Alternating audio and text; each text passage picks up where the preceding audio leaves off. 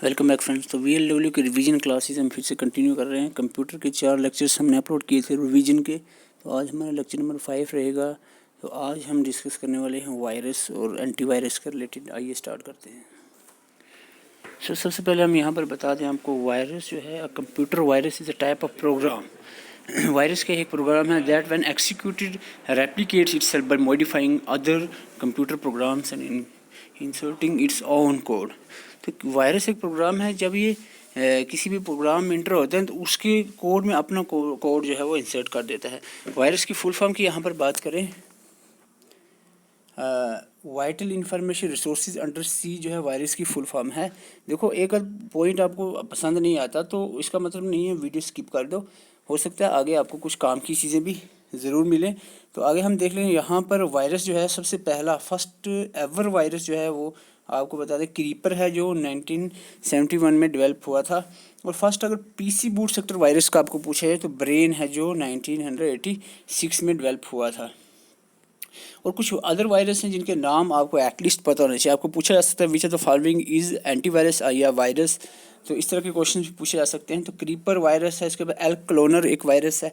नाम याद रखना कि ये वायरस हैं, ठीक है। ऑप्शंस एलिमिनेशन के काम आते हैं, जैसे कोई सॉफ्टवेयर का पूछा जा रहा है या हार्डवेयर का या कुछ और किसी कंसेप्ट से पूछा जा रहा है, बीच में वायरस का आपको डाला हुआ है, तो आपको पता है मॉरिस इंटरनेट वॉर्म वायरस है, मेलिसा वायरस है, आई लव यू ये क्वेश्चन पूछा गया है जनाब। आई लव यू जो है ये एक वायरस है।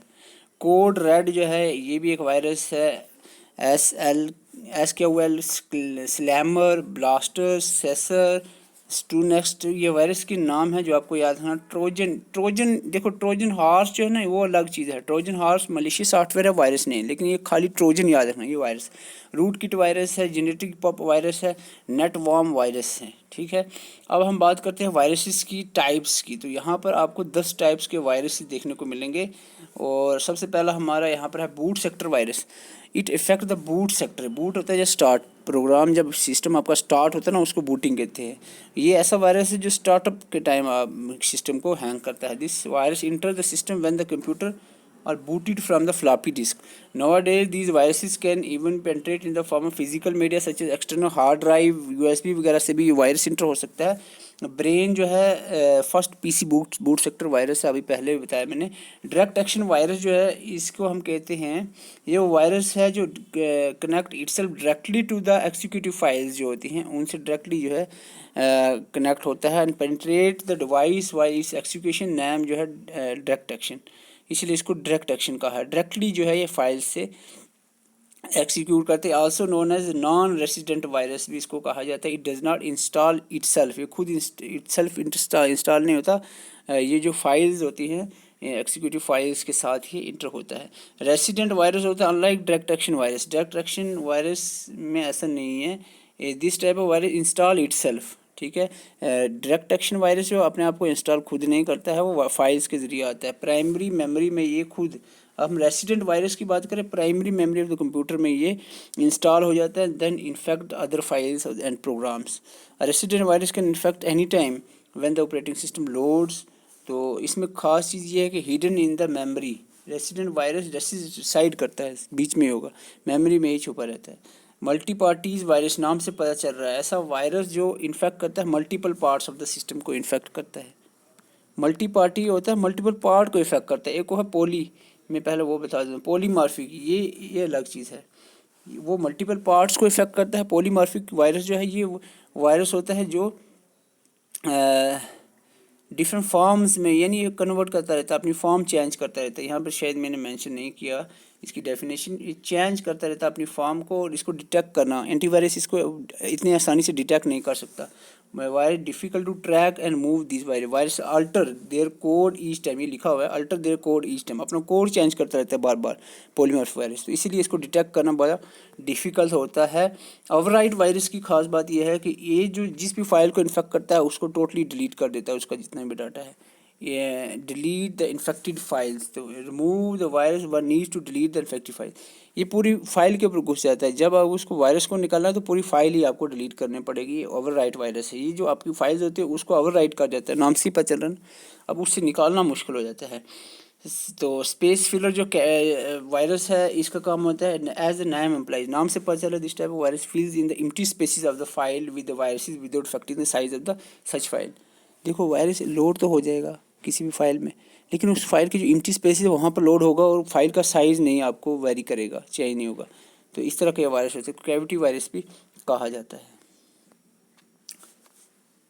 मैक्रो वायरस जो होता है ना, ये होता है ऐसा वायरस जो एप्लीकेशन जो है होती हैं, ये प्रोग्राम्स एप्लीकेशंस के थ्रू जो है इंटर होता है। जैसे डॉट फाइल्स होगी एक्सेल में, यानी ये हो गया MS वर्ड हो गया, एक्सेल की फाइल्स होगी, पावर पॉइंट की फाइल्स होगी। तो इस मलिसा ये जो है एग्जांपल है मैक्रो वायरस की। एप्लीकेशन सॉफ्टवेयर में जो एप्लीकेशंस के थ्रू मैक्रो वायरस फैलता है, याद रखना है। फाइल सिस्टम वायरस को क्लस्टर वायरस भी कहते हैं और डायरेक्टरी वायरस भी इसका दूसरा नाम है। It infect the directory of the computer by changing the path that indicate the location of the file. तो ये फाइल की लोकेशन की पाथ चेंज कर देता है। तो ये थे वायरस। हालांकि वायरस से पहले मैंने मलेशियस सॉफ्टवेयर की बात करनी चाहिए थी। मालवेयर होता है मलेशियस सॉफ्टवेयर। तो मलेशियस सॉफ्टवेयर वो सॉफ्टवेयर होता है जो किसी भी सिस्टम की प्रॉपर फंक्शनिंग में रुकावट आते हैं। तो वायरस भी एक मलेशियस सॉफ्टवेयर है। हालांकि वायरस के अलावा भी और भी मलेशियस सॉफ्टवेयर हैं, जैसे कि ट्रोजन हॉर्स होता है, स्पाईवेयर, वॉर्म, रैंसमवेयर, एडवेयर, फिशिंग्स। तो एक एक को समझना है। देखो ट्रोजन हॉर्स होता है, it is non self replicating type of malware, self replicate नहीं करता है। जैसे कि वायरस जो होता है ना, वो सेल्फ रेप्लिकेट खुद रेप्लिकेट करता है।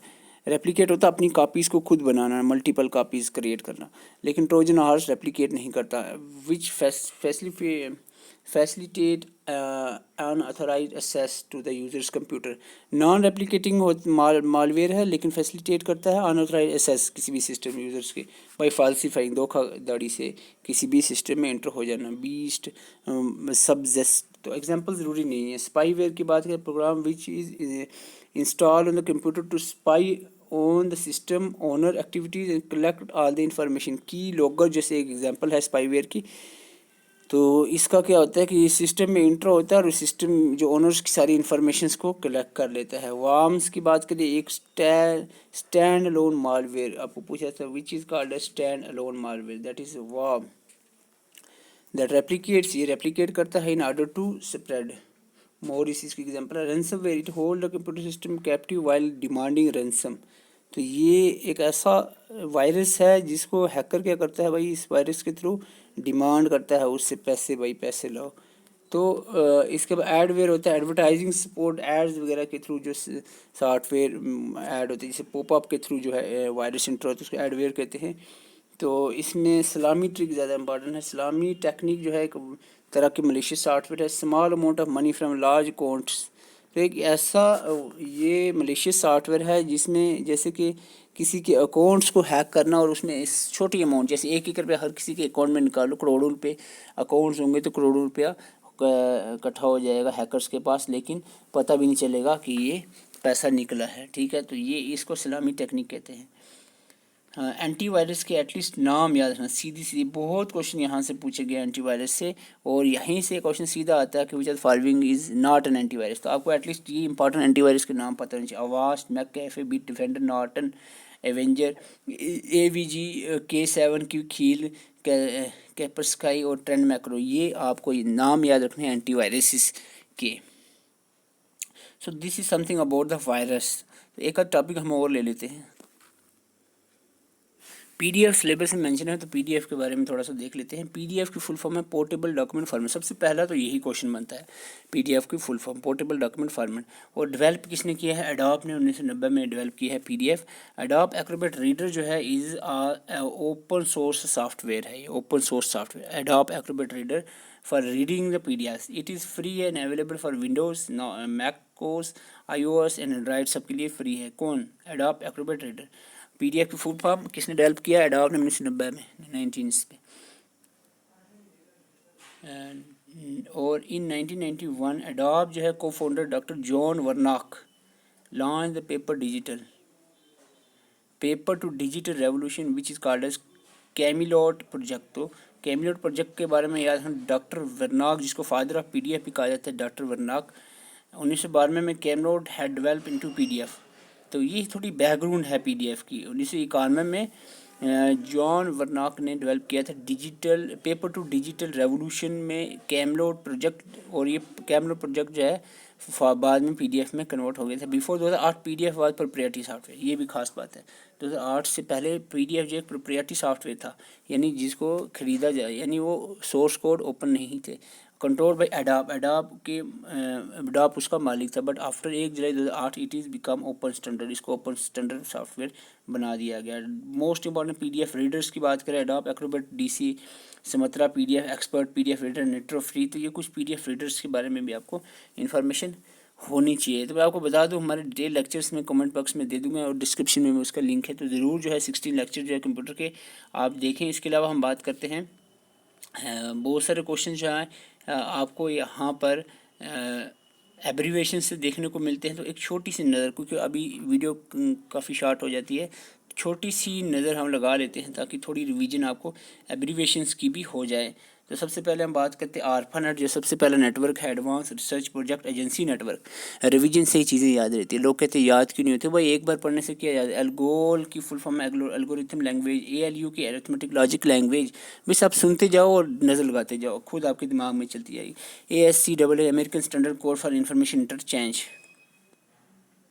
ओके, तो बेसिक की फुल फॉर्म क्या है, basic beginners all purpose symbolic instruction code, BCD binary coded decimal, BMP bit map, bio basic input output system. ये सारी फुल फॉर्म जो एग्जाम में पूछी गई है वही मैंने इंपॉर्टेंट रखी हैं। BCC blind carbon copy, CAD computer aided design recently पूछे गए, CD compact disc, CDRW compact disk read writable, CPU central processing unit, DS disk operating system.